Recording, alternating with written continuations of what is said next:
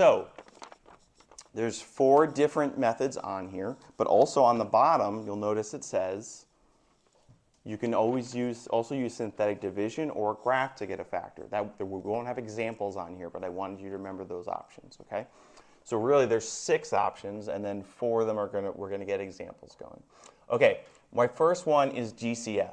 Now, a GCF is something you can divide everything by and move it out front. You do not get rid of it, otherwise you're changing the value. You always want to think, could I go back if I wanted to? And if you can't, you lost something along the way that you need to keep, okay? So when you're trying to find a GCF, some people just like, oh, I see it, right? Some people need to like analyze it, right? So if you're one of them, those people, that's totally fine. What I recommend is before you get started, you just write out what your GCF is, right? And I like to think of it in terms of numbers first and then variables, right? Don't worry about the letters at first, just look at the numbers. 3 and 48. What can go into both of those? 3. Now I'm going to think about the variables. X to the third and x. X, right? So now I know my whole GCF, right? I haven't begun to pull it out yet, I just labeled what it is, right? So now to get it out, I put it out front and I open up parentheses, right? I don't get rid of it, I put it out front. And then I do divide them both by it, right? And then I see what happens. Well, here the 3's cancel, x to the third over x to the 1, 3 minus 1 is 2, so that's x squared. Minus 48 divided by 3 is 16. X over x cancels, right? Okay. Now remember, with any of these things that we're doing, we're factoring, which is taking a bigger thing into the multiplication of smaller things. This is multiplying by that, and I should be able to get back if I wanted to, right? If I distributed this back through, I would get what I started with. That's how I know I did it correctly, okay? Now, the other thing we always want to do is ask ourselves, what? Can we keep going, right? There's always a chance that you could keep going. So I look at what I have left on the inside, and I say, what is that? The difference of perfect squares. And I've been emphasizing those words because they tell you what to look for. So don't just remember it because you saw it. Remember what it's called, because then if you ever forget and you remember the words, you can look for the pieces. Difference of perfect squares, right? Difference in math, like if I asked you what's the difference between 9 and 7, you would say 2, right? You subtract 9 minus 7, right? So the difference is subtraction, and perfect squares, x squared and 16 are both perfect squares. So you need all of those elements, right? Now that I have that, I break this apart into 2 more pieces, right? The 3x doesn't go away. I'm still just finding all the small pieces that multiply, so keep it there. And I go x minus 4, x plus 4, right? Just the square root of both minus plus. Now I'm fully factored. I can't factor that, I can't factor that, I can't factor that. If I wanted to go back, I could, and that's how I know I did it right. This would FOIL to give me this, and then I would distribute the 3x, and I could get all the way back. Okay? That's your first GCF. Okay. All right, your next one. No number to worry about, but let's look at the letters. X to the 5th, x to the 4th, x to the 3rd. What's the biggest thing, the greatest common factor, that I could divide them all by? No. Did I say number? I said the greatest common factor, I think. X to the 3rd, is that what you're going to say here? Yeah. X to the 3rd. I know that because it's usually the smallest exponent that you see, okay? Because all of them can divide by that. So x to the 3rd. So I pull that out, right? I divide them all by that. Divide by x to the 3rd. Divide by x to the 3rd. Divide by x to the 3rd. I get x squared minus 5x plus 6, okay? Now, I've begun to factor. I did break it down into the multiplication of smaller things. But I always ask myself, can I keep going? And I see what I have left in here is a quadratic equation. That's last unit, right? What do we use when we want to factor this part, the magic x, right? So I magic x, and that looks like this. So 6 on the top minus 5 on the bottom. Two numbers that multiply to give me a positive, add to give me a negative, must both be negative. Multiply to give me 6, add to give me 5. 3 and 2, right? And these go right in. So this becomes x to the third, and then this breaks into two pieces, right? And I have x minus 3, x minus 2. I know I'm done because I can't factor any of those pieces any further. Okay? Now, a lot of times, you will GCF first, and then you'll have to do something else. So you always want to check, do I have a GCF? And that's going to keep coming up on this sheet. Okay? All right. Moving to this one. Okay, 4 terms, right? And it goes 3, 2, 1, nothing, right? 3, 2, 1, and no x. Okay? When you have this, it's typically a grouping situation.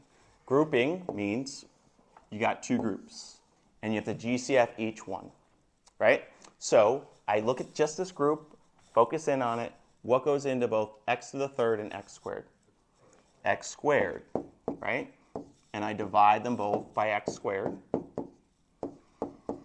And I get x and minus 3, okay? Now, I'm already making predictions in my head. I should expect to see that again, right? Here, 4x, negative 4x and 12. What could I divide them both by? Negative 4. Right? And I'm doing negative 4 because I want x minus 3, right? So that gives me x minus 3. Okay, so now I'm going to do that thing I did a moment ago because it seems to be helping students. What's confusing here is that x minus 3 is now your GCF, and you have to pull that out. To make it a little less, you don't have to do this every time, but let's call it p. We'll just say p equals x minus 3, and then we'll rewrite this thing. We'll say, okay, instead of this, I have x squared times p, right, minus 4 times p. If I asked you to GCF that, what would you say? Divide by p. That comes out front, and I have x squared minus 4 left on the inside. Now, we can't have p in our equation. We got to put back in what we had. What was p?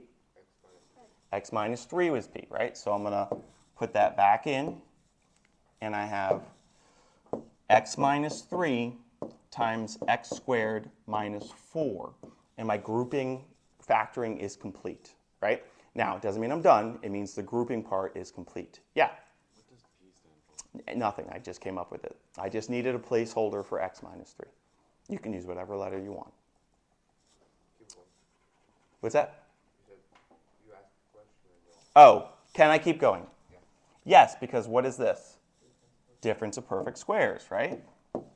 So I have x minus 3, and then x minus 2, x plus 2. And now I can't keep going because none of those are factorable. Okay? Can you scroll? Yep.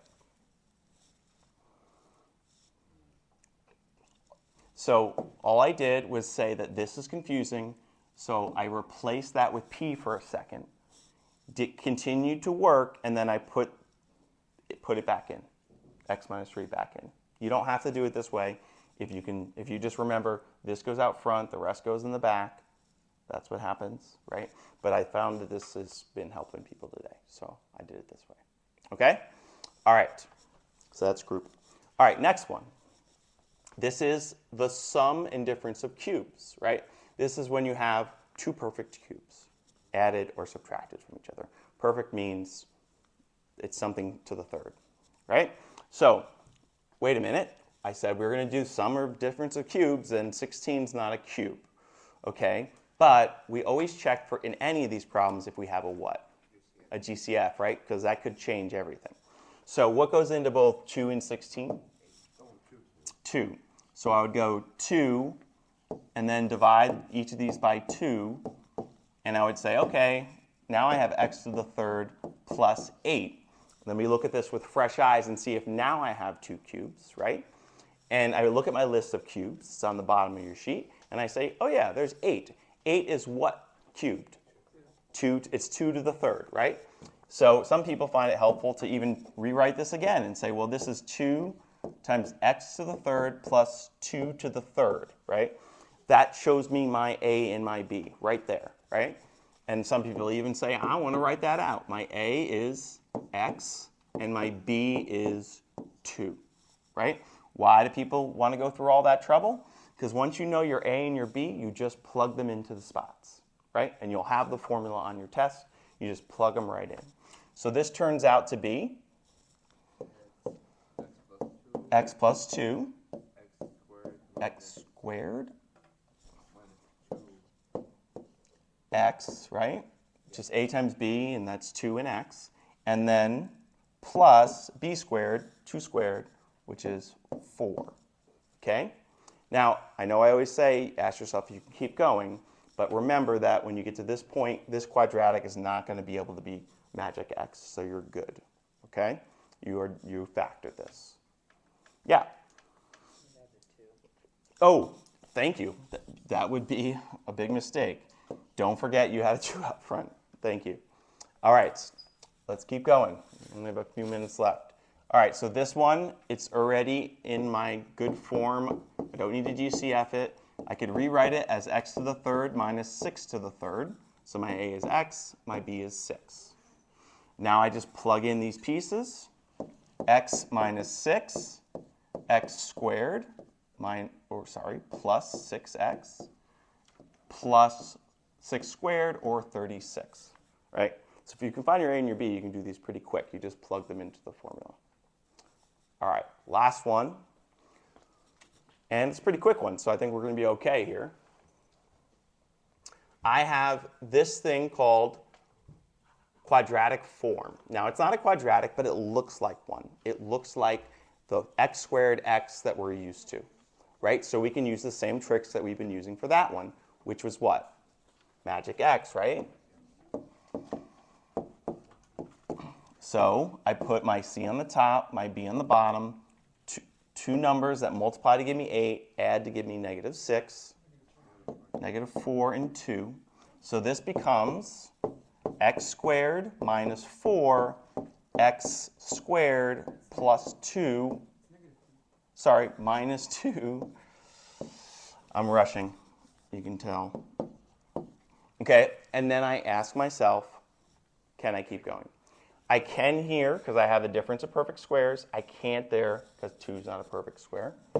This can be broken down into x minus 2, x plus 2, and this is x squared minus 2, and now you've factored it, okay? Questions? All right, so I know I did that pretty quickly, but that's why I gave you time to work through it on your own. So this could just be verification of everything that you hopefully already had, and then you could ask questions if you need to, okay? Let me give you your homework before you go. And then everybody's homework is to complete this sheet and also to have a wonderful weekend.